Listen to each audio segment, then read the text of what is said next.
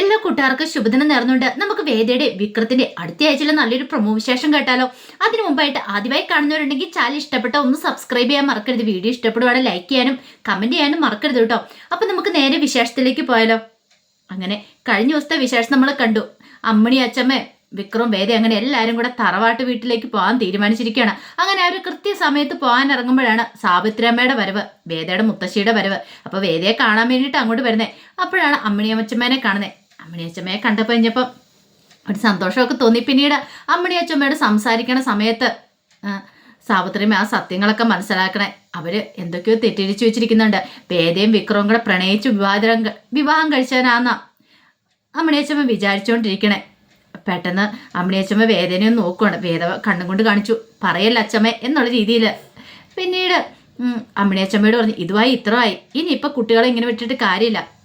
രണ്ട് വീട്ടുകാരും തമ്മിൽ ആദ്യം കുറച്ച് എതിർപ്പും കാര്യങ്ങളൊക്കെ ഉണ്ടാവും. നിങ്ങൾ എത്ര എതിർത്തെന്ന് പറഞ്ഞാലും ഇവരിപ്പോൾ ഭാര്യ ഭർത്താക്കന്മാരാ, ഇവരെ ഉൾക്കൊണ്ടേ മതിയാവുള്ളൂ. ഒരു കാര്യം ചെയ്യാം, വേദയുടെ അച്ഛനും അമ്മയും വരുമ്പോൾ ഒന്ന് വിളിക്കുക, ഞാൻ അവരോട് വന്ന് സംസാരിക്കാന്ന് പറയണം. അപ്പോൾ അവരിവിടെ ഇല്ല, ഒരു തീർത്ഥാടനത്തിലാന്ന് പറഞ്ഞു കഴിഞ്ഞപ്പോഴാണ് അങ്ങനെ പറയണേ. ഇത് കേട്ടതും ഒരു നിമിഷം ഒന്ന് ആലോചിച്ച് സാവിത്രിയമ്മ, എന്നിട്ട് പറഞ്ഞു, ശരി അങ്ങനെ ആയിക്കോട്ടെ എന്ന് പറയണം. അങ്ങനെയല്ലേ പറയാൻ പറ്റുള്ളൂ, അല്ലാതൊന്നും പറയാൻ പറ്റില്ലോ. എന്നിട്ട് പിന്നീട് പറഞ്ഞു, ഒരു കാര്യം ചെയ്യുക, നിങ്ങൾ പോവാനായിട്ട് ഇറങ്ങിയതല്ലേ, നിങ്ങളുടെ യാത്ര ഞാൻ മുടക്കുന്നില്ല, പോയിട്ട് വരാൻ പറയണം. ആ സമയം വേദ അച്ഛമ്മയുടെ കാല് തൊട്ടുവാണെങ്കിൽ അനുഗ്രഹമൊക്കെ മേടിക്കുന്നുണ്ട്. സാവിത്രിയമ്മ പറഞ്ഞു, പോയിട്ട് വാ, നന്നായിട്ട് പോയിട്ട് വരാനൊക്കെ പറഞ്ഞ് അനുഗ്രഹിച്ചാണ് അവരെ വിടുന്നത് തന്നെ. അങ്ങനെ സാവിത്രിയമ്മ അങ്ങോട്ട് പോയി കഴിഞ്ഞപ്പോഴത്തേനും അമ്മണിയച്ഛൻ പറഞ്ഞു, കൊള്ളാം, നല്ല ഐശ്വര്യമുള്ള മുഖം വേദയുടെ അച്ഛമ്മയുടെ എന്ന് പറയാം. ഇത് കേട്ടപ്പം വേദ പറഞ്ഞു, അത് ശരിയാ, അച്ഛമ്മ എന്നെ എല്ലാ കാര്യങ്ങളും പറഞ്ഞു തന്നെ. എനിക്ക് ചെറുപ്പം മുതലാണെങ്കിലും കഥകളും കാര്യങ്ങളൊക്കെ ആണെങ്കിലും എൻ്റെ ഏറ്റവും വലിയ കൂട്ടൻ്റെ അച്ഛമ്മയായിരുന്നു പറയണേ. അത് കേട്ടത് അമ്മണിയച്ഛൻ പറഞ്ഞു, അതിൻ്റെ എല്ലാ ഗുണഗണങ്ങളും വേദമുളക്കുണ്ടെന്ന് പറയണം. ഇതൊന്നും നന്ദിനിക്ക് ഒട്ടും കൂടി ഇഷ്ടപ്പെടുന്നുണ്ടായിരുന്നില്ല. ഭയങ്കര ദേഷ്യമായിരുന്നു ഇതൊക്കെ കേട്ടിഞ്ഞപ്പം. തൻ്റെ മുന്നിൽ വെച്ച് വേദ എങ്ങനെ പുകഴ്ത്തി പറയുന്ന നന്ദിനിക്ക് ഇഷ്ടപ്പെടുക. പിന്നീട് സുധാകരൻ ഭാഷ പറഞ്ഞു, പോകാൻ ഇറങ്ങിയതല്ലേ, ഇനി സമയം കളയാതെ പോകാമെന്ന് പറയണം. അങ്ങനെ അവർക്ക് പോകാനുള്ള ട്രാവലർ വന്നു. അപ്പോൾ ട്രാവലർ തന്നെ വേണം എല്ലാവർക്കും കൂടെ പോകാനായിട്ട്. 10-11 സീറ്റിന് ട്രാവലറാണ്. അങ്ങനെ പെട്ടിയെല്ലാം കൊണ്ടേ വെക്കണം. ആ സമയം അമ്മണിയച്ചമ്മ വിശ്വത്തോട് പറഞ്ഞു, എടാ എൻ്റെ ആ പെട്ടിയും കൊടുത്തോണ്ട് ഞാൻ പറയണം. നോക്കിക്കഴിഞ്ഞപ്പോഴത്തേനും നിറച്ച് സാധനങ്ങളൊക്കെ ഉണ്ട്.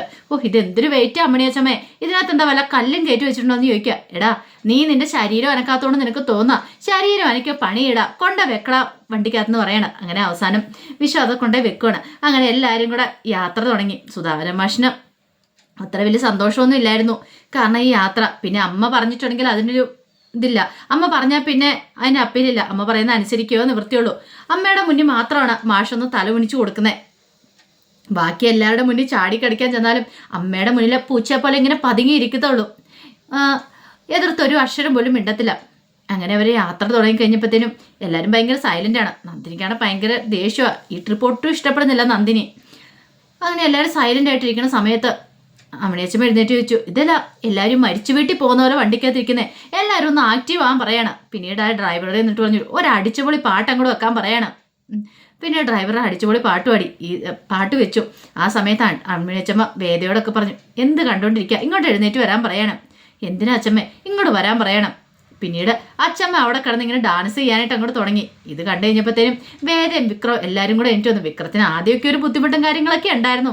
പിന്നെ അമ്മണി അച്ഛമ്മ എല്ലാ ആള് ഇരിക്കുന്ന ആളെ എല്ലാവരും എഴുന്നേപ്പിക്കും. അങ്ങനെ എല്ലാവരും കൂടെ ശ്രീജയും വിശ്വം വിക്രം എല്ലാവരും കൂടെ പാട്ടും ഡാൻസും ആക്കിയിട്ട് വണ്ടിക്കകത്ത് തകർത്ത് വാരുവാണ്. നന്ദിനി ആദ്യം ബലം പ്രയോഗിച്ചിരുന്നു. അമ്മണി അച്ഛമ്മ നന്ദിനിയെ ചീത്ത പറഞ്ഞു, ഇങ്ങോട്ട് എഴുന്നേറ്റ് വരാൻ പറയണം. അവസാനം നന്ദിനിക്കും മനസ്സെല്ലാം മനസ്സോടെ ആണെങ്കിലും വന്ന് ഡാൻസ് കളിക്കേണ്ടതായിട്ട് വന്നു. അതിന് കുറച്ച് ദൂരം ചെന്നു. ഉച്ചയാറായപ്പോഴത്തേനും അവർക്ക് വിശക്കാൻ തുടങ്ങി. ആ സമയം ഫുഡൊക്കെ വീട്ടിൽ നിന്ന് തന്നെ എല്ലാം റെഡിയാക്കിക്കൊണ്ടാണ് പോകുന്നത്. അങ്ങനെ അവരൊരു സ്ഥലത്ത് ഇറങ്ങി അവിടെ ഇരുന്ന് ഫുഡ് കഴിക്കാനായിട്ട് ഇറങ്ങുവാണ്. അങ്ങനെ അവിടെ എല്ലാവരും ഫുഡൊക്കെ കഴിച്ചു. എല്ലാവരും ഭയങ്കര സന്തോഷത്തിലാണ്. ശരിക്കും പറഞ്ഞ ട്രിപ്പ് തറവാട്ട് വീട്ടിലേക്കാണ് പോകുന്നെങ്കിലും നല്ലൊരു ട്രിപ്പ് തന്നെയാണ്. വേദയെ സംബന്ധിച്ചിടത്തോളം നല്ലൊരു എൻജോയ്മെൻറ്റ് തന്നെയായിരുന്നു. കല്യാണം കഴിഞ്ഞതിന് ശേഷം ആദ്യമായിട്ടാണ് ഇങ്ങനെ കുറേ കാലത്തിന് ശേഷം ഒരു ട്രിപ്പ് പോകുന്നത്. വീട്ടിലായ സമയത്ത് ഇടയ്ക്കിടയ്ക്ക് അവരിങ്ങനെ എങ്ങോട്ടേലൊക്കെ പോകും. പക്ഷേ ഈ വീട്ടിലേക്ക് വന്നതിന് ശേഷം അങ്ങനെയൊന്നും പോകാൻ പറ്റിയിട്ടുണ്ടായിരുന്നില്ല. കൂടി പോയിട്ടുണ്ടെങ്കിൽ ആ ടൗൺ വരെ ഒന്ന് പോകും. എന്തെങ്കിലും ആവശ്യമുണ്ടെങ്കിൽ ടൗണിൽ പോയി സാധനം മേടിക്കും, തിരികെ വരും, അങ്ങനെയായിരുന്നു. പക്ഷേ ഇങ്ങനെ ഒരു പോക്ക് ആദ്യമായിട്ടാണ്. പോരാത്തതിന് അമ്മണിയച്ചമ്മ ഭയങ്കര വൈബാണ് ആള്. പ്രായമുണ്ടെങ്കിലും ആ ഒരിതല്ല, ഇപ്പോഴത്തെ ട്രെൻഡ്സിൻ്റെ കൂടെ നിൽക്കുന്ന ആ ഒരിതാണ്. എല്ലാം നല്ല അടിപൊളിയാണ്. പാട്ടാണെങ്കിലും ഡാൻസ് ആണെങ്കിലും എന്ത് കാര്യത്തിനാണെങ്കിലും പുള്ളിക്കാരത്തി പ്രായമൊന്നും നോക്കത്തില്ല. നല്ല ജില്ല് നിൽക്കുന്ന പോലെ സ്വഭാവമാണ്.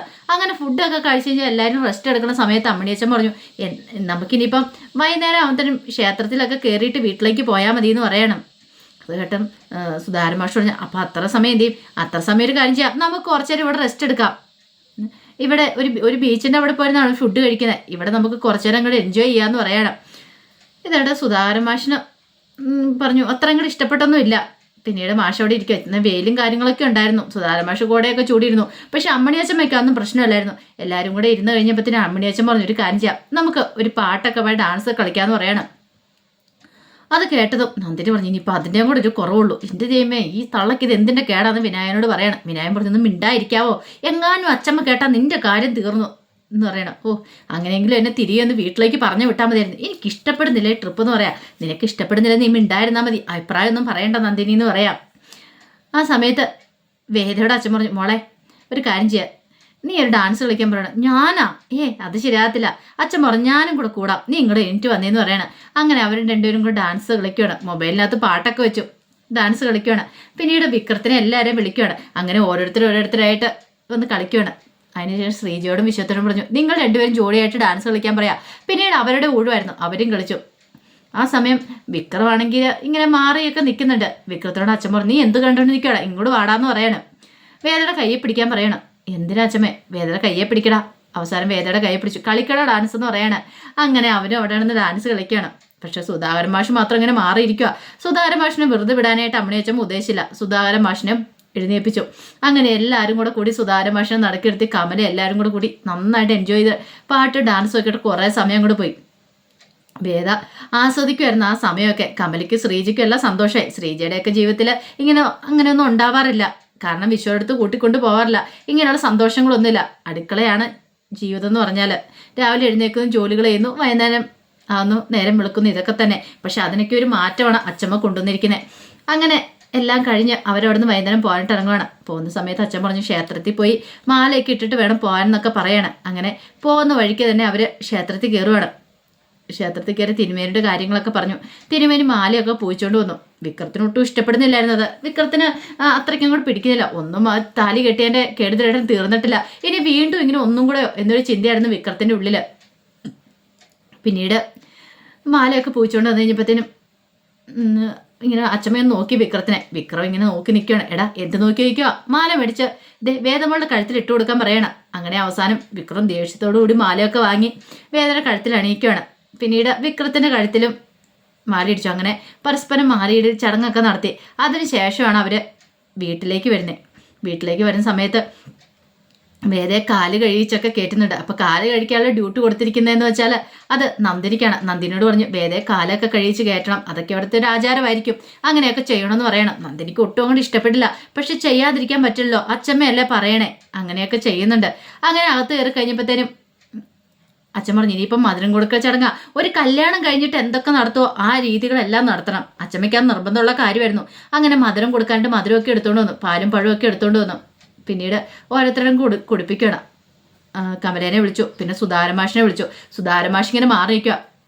മാഷ് പറഞ്ഞു, അമ്മയൊക്കെ കൊടുത്താൽ മതി, ഞാൻ ഇവിടെ നിന്നോളാന്ന് പറയാം. അതൊന്നും പറഞ്ഞിട്ട് കാര്യമില്ല, നിന്റെ മകനും മരുമോളും അല്ലേ, നീ മധുരം കൊടുക്കണ്ടേന്ന് ചോദിക്കുക. അവസാനം മാഷിനെ വിളിച്ച് മാഷും കൊടുക്കുകയാണ്. വേറെ നിവൃത്തിയില്ല, അല്ലെങ്കിൽ അച്ഛമ്മയുടെ വായിലിരിക്കാൻ നല്ല കേൾക്കും, ചിലപ്പോൾ തല്ല് കിട്ടുകയും ചെയ്യും. ഇത്രയും പ്രായമായി ഇത്രയും വലിയ മക്കളെ അച്ഛനാന്നും പറഞ്ഞിട്ട് ഒരു കാര്യമില്ല. അച്ഛമ്മയുടെ അടുത്ത് ഒരു കളി നടക്കില്ല. അവസാനം സുധാകരൻ മാഷും മധുരമൊക്കെ കൊടുക്കുകയാണ്. അങ്ങനെ അവർ മധുരമൊക്കെ കൊടുത്തതിന് ശേഷം മുറിയിലേക്ക് ഡ്രസ്സൊക്കെ മാറാനായിട്ട് അങ്ങോട്ട് പോവാണ്. ഈ സമയം വിക്രം പറഞ്ഞു, വേദയോട് പറഞ്ഞു, എങ്ങനെയെങ്കിലും ഒന്ന് പോയാൽ മതിയായിരുന്നു, ഇനിയും ചടങ്ങുകളൊക്കെ ഉണ്ടാവോ എന്നൊക്കെ പറയണം. അങ്ങനെ വന്നതിന് ശേഷം എല്ലാവരും കുറച്ച് സമയം റെസ്റ്റ് എടുക്കുകയാണ്. ഈ സമയം കമലയുടെ അടുത്തേക്ക് അമ്മണിയച്ചമ്മ ചെയ്തു. എന്നിട്ട് പറഞ്ഞു, അതേ കുറച്ച് കാര്യങ്ങളുണ്ട്, കല്യാണം കഴിഞ്ഞു, ഇനിയിപ്പോൾ അവർക്ക് വേണ്ടി മണിയറ എടുക്കണ്ടെന്ന് ചോദിക്കുകയാണ്. ഇത് കേട്ടതും കമല പറഞ്ഞു, അത് പിന്നെ അമ്മേ, അതേ ഇവിടെ വന്നതിന് ശേഷമുള്ള ആദ്യരാത്രി അവരുടെ ആദ്യരാത്രി എന്ന് പറഞ്ഞാൽ അവർ മാലയിട്ടൊന്നും ഈ ദിവസമാണ്. അവരുടെ ആദ്യരാത്രിക്ക് വേണ്ടിയിട്ട് മണിയറ ഒരുക്കണമെന്ന് പറയണം. നന്ദിനിയും ശ്രീജനെ എല്ലാം പോയി വിളിക്കുകയാണ്. എന്നിട്ട് പൂവ് കൊണ്ട് കൊടുത്തിട്ട് പറഞ്ഞു, പോയി ഒരുക്കാൻ പറയണം. അത് ഒരുക്കുന്ന മച്ചിൻ്റെ പുറത്ത്, അവിടെ ആണെങ്കിൽ നല്ല സെറ്റായിട്ട് ഒരുക്കാം. അങ്ങനെ മച്ചിൻ്റെ പുറത്ത് മച്ചിമേൽ അങ്ങനെ മണിയറ് ഒരുക്കാനായിട്ട് അവരെ വിളിച്ചുകൊണ്ട് പോവാണ്. എല്ലാം സെറ്റ് ചെയ്യുവാണ്. നന്ദിനിക്ക് ഒട്ടും കൂടെ ഇഷ്ടപ്പെടുന്നില്ല. ഈ തള്ളക്കിത് എന്തിൻ്റെ കേടാ എന്നൊരു ചിന്തയാണ് നന്ദിനി. ഇടയ്ക്കിടയ്ക്ക് പെറുപെറുക്കുന്നുണ്ട്. അമ്മണി അച്ഛമ്മതിക്ക് അത് മനസ്സിലാവുകയും ചെയ്തു. അമ്മണി അച്ഛൻ പറഞ്ഞു, അതെ നീ കൂടുതലും ഉണ്ടായിരുന്നാൽ മതി, പറയുന്ന അങ്ങോട്ട് അനുസരിച്ചാൽ മതി, ഇങ്ങോട്ട് ചോദ്യം പറിച്ചിട്ടൊന്നും വേണ്ട, നിന്റെ പെറുപെറുപ്പൊക്കെ നീ അവിടെ വെച്ചാൽ മതി. കമലയുടെ അടുത്ത് ഈ അമ്മിണിയുടെ അടുത്ത് ഇറക്കിയിട്ടുണ്ടായിട്ടല്ലോ, അമ്മിണിയുടെ ശരിക്കുള്ള സ്വഭാവം നിനക്കറിയാലോ എന്നൊക്കെ പറയണം. അങ്ങനെ മണിയരയൊക്കെ ഒരുക്കി. ഈ സമയം ഇടയ്ക്കൊക്കെ അമ്മണിയച്ചമ്മ വീഡിയോസൊക്കെ പിടിക്കുന്നുണ്ട്. കാരണം സോഷ്യൽ മീഡിയയിൽ പോസ്റ്റ് ചെയ്യാനായിട്ട്. അമ്മണിയച്ചമ്മ ആളൊരു കില്ലാടിയാണല്ലോ. അങ്ങനെ കാര്യങ്ങളൊക്കെ ചെയ്തു. രാത്രിയായി കഴിഞ്ഞ് കഴിഞ്ഞപ്പോഴത്തേനും വിക്രത്തോട് പറഞ്ഞു, എടാ ഇന്ന് നിൻ്റെ ആദ്യ രാത്രിയാന്ന് പറയണം. ആദ്യ രാത്രിയോ? അതെ എന്നും പറഞ്ഞ് നിന്നോട് അവൻ്റെ ഷർട്ടും മുണ്ടൊക്കെ എടുത്തു കൊടുത്തു. ഇതൊക്കെ അണിഞ്ഞു വേണം മുറിയിൽ പോയി ഇരിക്കാമെന്ന് പറയണം. അങ്ങനെ വിക്രത്തെ അങ്ങോട്ട് മച്ചിൻ്റെ പുറത്തേക്ക് കയറ്റി വിടുവാണ്. അതിനുശേഷം വേദയായിരുന്നു. വേദന നന്നായിട്ട് ഒരുക്കാൻ പറയണം നന്ദിനിയോട് ശ്രീജയോടും. ഈ സമയം നന്ദിനിക്ക് ഒട്ടും കൂടി ഇഷ്ടപ്പെടുന്നില്ല. കല്യാണം കഴിഞ്ഞ് ഇത്രയും കാലത്തിന് ശേഷം ആദ്യരാത്രി മണിയറയെ അലങ്കരിക്കുന്നത് എന്തിൻ്റെ കേടാണോ എന്നൊരു രീതിയായിരുന്നു. അങ്ങനെ വേദനയെ ഒരുക്കുകയൊക്കെ ചെയ്തു. പിന്നീട് ഒരു ഗ്ലാസ് പാലൊക്കെ കൊണ്ട് മുത്തശ്ശി കൊടുത്തു. എന്നിട്ട് പറഞ്ഞു, ഇതൊക്കെ ആയിട്ട് മോള് മുറിയിലേക്ക് ചെല്ലാൻ പറയണം. വേദയ്ക്ക് ആകപ്പെട്ട അങ്കലാപ്പും ബുദ്ധിമുട്ടും ഒക്കെ ഉണ്ടായിരുന്നു. പക്ഷെ എന്ത് ചെയ്യാൻ പറ്റും, അച്ഛമ്മ പറഞ്ഞൊക്കെ അനുസരിക്കാതിരിക്കാൻ പറ്റില്ലല്ലോ. അപ്പോൾ ശ്രീജയും നന്ദിനി എല്ലാവരും കൂടെ ചേർന്നിട്ടാണ് വേദയെ അച്ഛൻ്റെ പുറത്തേക്ക് അങ്ങനെ കൊണ്ടുപോകുന്നത്. അങ്ങനെ എന്ത് ചെയ്യുവാണ്, വേദ പാലൊക്കെ ആയിട്ട് അങ്ങോട്ട് മുറിയിലേക്ക് വന്നു. പിന്നീട് കഥ അടയ്ക്കുവാണ്. ഈ സമയം വിക്രം വേദനയെ നോക്കി, അല്ല നീ ഇതെന്ത് ഭാവിച്ചാന്ന് നിൽക്കും, എന്ത് ഭാവിച്ചാന്ന് മനസ്സിലായില്ലേ? പാലെന്തിനാ? ഇന്ന് നമ്മുടെ ആദ്യരാത്രിയാ കല്യാണം കഴിഞ്ഞിട്ട്. ആദ്യരാത്രി മിണ്ടാതെ വെക്കോ? അതെ അച്ഛമ്മ പറഞ്ഞ എന്താളും ഇതുമായി ഇത്രയായി, കല്യാണം കഴിഞ്ഞു, എല്ലാം കഴിഞ്ഞു. ഇനി നമുക്ക് പിന്നെ ഇതായിട്ട് എന്തിനാ ബാക്കി വെച്ചേക്കുന്നത്? നമുക്ക് ഒരുമിച്ച് അങ്ങ് ജീവിച്ചൂടെ വിക്രുന്ന് ചോദിക്കുക. നിന്റെ വിക്രു എന്നെ കൊണ്ടൊന്നും പറയിക്കരുതെന്ന് പറയണം. ഇത് കേട്ടതും വേദന നോക്കി, എന്താ ഞാൻ പറഞ്ഞങ്ങോട്ട് ഇഷ്ടപ്പെട്ടില്ലേന്ന് ചോദിക്കുകയാണ്. അമ്മണി അച്ഛമ്മ പറഞ്ഞാ അല്ല പറ്റില്ല പറഞ്ഞാൽ ഇപ്പൊ തന്നെ അച്ഛമ്മയോട് പോയി പറയാന്ന് പറയാം. ഇത് കേട്ടതും വിക്രം ഒന്നും മിണ്ടായിരിക്കുന്നുണ്ടോ? ദൈവത്തെ ഓർത്ത് ഒച്ചപ്പാടും വേളം വെക്കല്ലേ. അച്ഛമ്മയാണ് എന്താണെങ്കിലും കേൾക്കാൻ വേണ്ടി ഇരിക്കുക, അങ്ങോട്ട് ഓടി വരാമെന്ന് പറയാണ്. പിന്നീട് വേദയുടെ പാലൊക്കെ വെച്ചിട്ട് വിക്രത്തിൻ്റെ ഒരു നോട്ടം നോക്കുകയാണ്. ആ സമയം വിക്രം ചോദിച്ചു, എന്താ നീ നോക്കണേ നിൽക്കും. ഒന്നുമില്ല എന്ന് പറയാണ്. പിന്നീട് വിക്രം വേദയുടെ അടുത്തേക്ക് വന്നു. ആ നിമിഷം വേദ ഒന്നും ഭയന്നു. ദൈവമേ താൻ വെറുതെ പറഞ്ഞാണ്, ഇനി എങ്ങാനും തന്നെ കരയാനും പിടിക്കുമോ എന്നൊരു ചിന്തയൊക്കെ വേദയുടെ മനസ്സിലേക്ക് വന്നു. പിന്നീട് കാണിക്കുന്ന അവർ രണ്ടുപേരും കൈയും ഒക്കെ പിടിച്ച് ഒന്നായിട്ടൊക്കെ ഇരിക്കണതാണ്. വേദനയെ കെട്ടിപ്പിടിക്കുന്നത് കാണിക്കുന്നുണ്ട്. അത് ശരിക്കും യഥാർത്ഥത്തിൽ സംഭവിച്ചാണോ, ഇനിയിപ്പോൾ അത് വേദയുടെയും വിക്രത്തിൻ്റെ ഓർമ്മകളാണോ എന്ന് അറിയത്തില്ല. ഉറപ്പായിട്ടും ആദ്യരാത്രിക്ക് വേണ്ടി മുറിയിൽ കൊണ്ടേ ആക്കി. എനിക്ക് അവിടെ അടിയാണോ നടക്കുന്നത്, ആദ്യരാത്രിയാണോ നടക്കണമെന്നും അറിയത്തില്ല. എന്തൊക്കെയാണെന്ന് പറഞ്ഞാലും ഒരു കാര്യം ഉറപ്പായി, അമ്മണി അച്ഛമ്മ അവരെ രണ്ടുപേരും ഒന്നാക്കുക തന്നെ ചെയ്യും. അപ്പോൾ അതിൻ്റെ വിശേഷങ്ങളൊക്കെ അടുത്തയാഴ്ച കാണാൻ പോകുന്നത്. അവർ രണ്ടുപേരും തമ്മിലുള്ള ആ ഒരു രംഗങ്ങളൊക്കെ രണ്ടുപേരും കൂടെ ഒന്നിച്ചിരിക്കുന്നത്, രണ്ടുപേരും തമ്മിലുള്ള അടിയെന്നൊക്കെ പറഞ്ഞിട്ടുണ്ടെങ്കിൽ നല്ല രസമാണ്. ടോം ആൻഡ് ജെറി കോമ്പറ്റീഷൻ ആണെങ്കിലും രണ്ടുപേരുടെ ഉള്ളിൽ ഒരു വല്ലാത്തൊരു ഇഷ്ടമൊക്കെ ഉണ്ട്.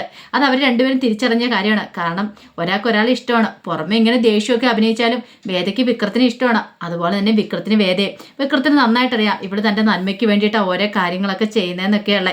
അങ്ങനെ അവരുടെ ആദ്യരാത്രിയും കാര്യങ്ങളൊക്കെയാണ്. അപ്പോൾ അതിൻ്റെ വിശേഷങ്ങളൊക്കെയാണ് അടുത്തയാഴ്ച കാണുന്നത്. ആ വിശേഷങ്ങളൊക്കെ നമുക്ക് എല്ലാവർക്കും കാത്തിരിക്കാം കേട്ടോ. ഒരിക്കൽ കൂടി എല്ലാവർക്കും ശുഭദിനം നേർന്നുകൊണ്ട് നിർത്തുന്നു. നന്ദി.